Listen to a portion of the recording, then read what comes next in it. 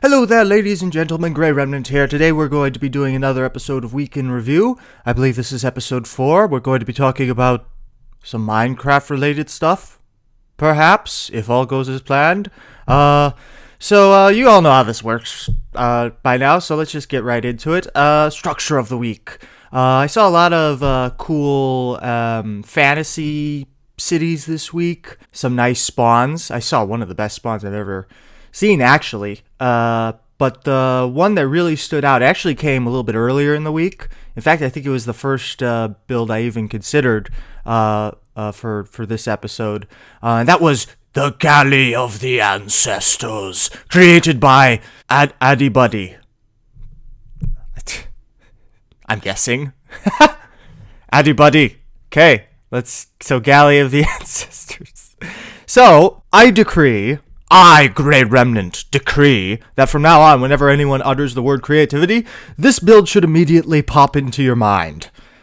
It's literally one of the largest, most elegant sea crafts I've ever seen on PMC, honestly it is.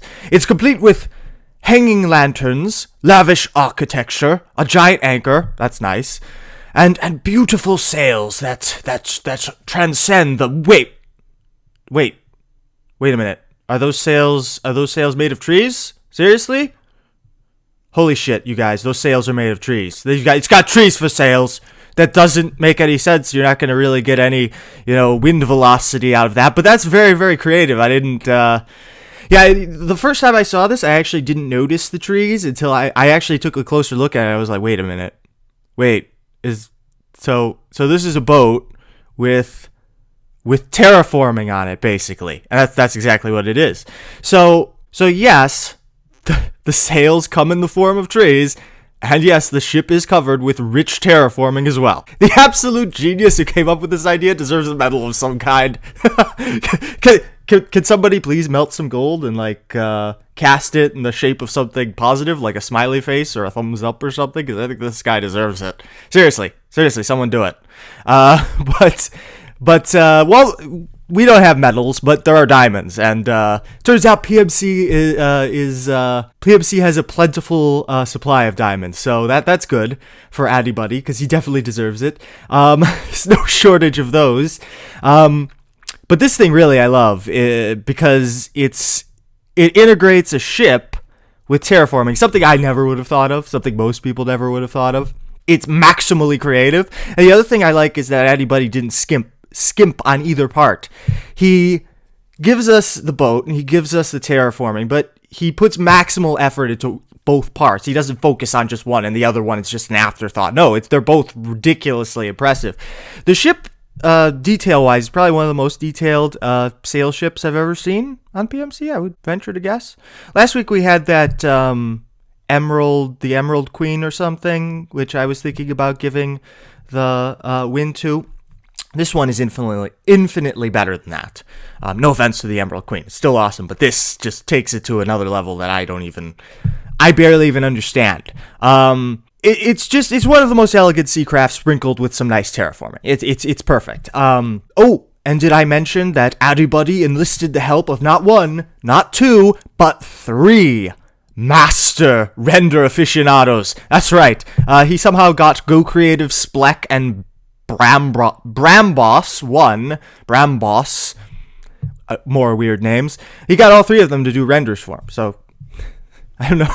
He has connections. He knows people in high places. You don't want to cross this guy. Otherwise, you'll end up on a hit list. Finally, a water build won one. Now we just need an air build to win one. So yeah, there you go. That's Galley of the Ancestors. Moving on to Terraforming of the Week. Yes, Terraforming of the Week. Like most weeks, very, very highly contested category. And this week was no exception. I saw 3 that were very close that I had a difficult time deciding between. Basically, 3 master terraformers of the ages uploaded works of sheer might and genius, clashing with one another for thousands of years now. We had Leafy Sea Rabbit. He had this thing. Jadik Cloffler. Yeah, our defending champion had this. He's trying to win 2 weeks in a row, just like 7th Battalion last week. And then we had Imbilio. These are all people in their 40s. Not age-wise, no. I assume they're younger than that. No offense intended. Level 40s. So they're all masters. So I guess we could call them master terraformers. Yeah, they've all been doing this for a long time. So these are veterans. No amateur stuff here. So it was very difficult to decide between the three because they were all really good. But as you all know, there can only be one. And so I chose Imbilio this week, who created this custom biome terrain. Yes, he doesn't do fancy names. He doesn't do that. It's not his thing.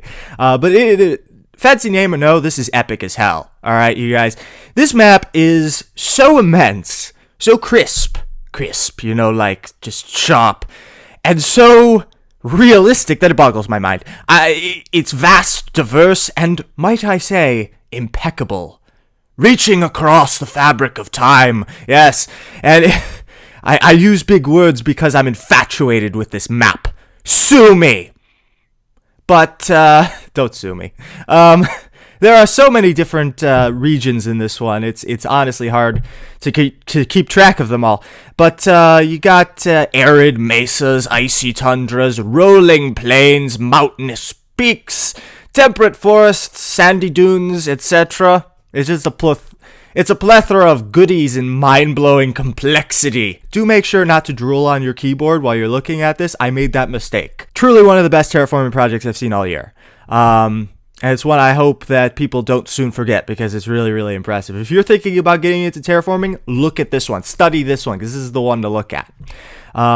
And it's not even that big compared to the really big ones. I think this is only a 4K one. It just proves you don't have to go like 12K in order to wow people. You don't have to go that overboard. You could keep it relatively small and still win week in review. And this was this is no joke. This was a tough week to win. This is probably the toughest week to win week in review in terms of terraforming. There's just so many top-notch maps to choose from. So this is a big win. And the other two, Janik Loeffler and Leafy Sea Rabbit, they were any other week these two would have won. Either of these two would have won. As a fact. Yes, Janik, I know. Your 2-week dynasty was snatched away at the last moment. Next time, buddy. Next time. All right? All right, so Janik will come up with something again this week, and it'll probably be considered for the win anyway, so I doubt he cares. So, let's see. We have organic work this week. Another very competitive category. One that I had difficulty choosing between. Actually, I didn't have as much difficulty with this one. Earlier in the week, there were a lot that were close contenders, but then, of course, as it usually goes, like Saturday morning or like mid-Friday or something else came out that beat everything. But before then, we basically had giant hell ravens, battles between monstrous titans, and some truly abstract masterpieces. This one, it's like a guy with a birdhouse for a head feeding a hummingbird. He's like holding a flower. Yeah, that's like some crazy person came up with this one, but it's genius. I love it. But unfortunately, it was just edged out by something bigger and far more impressive. This one knocked it out of the park. Not really accurate. I think knocked it out of the stratosphere is more accurate. This is Phaloria, goddess of the sky, created by DJ Polly. Yes. So you can see why this one won, because it's truly exceptional work that I'm guessing took thousands of years to make. Thousands of years before the dinosaurs. Actually, the dinosaurs were millions of years ago, but still.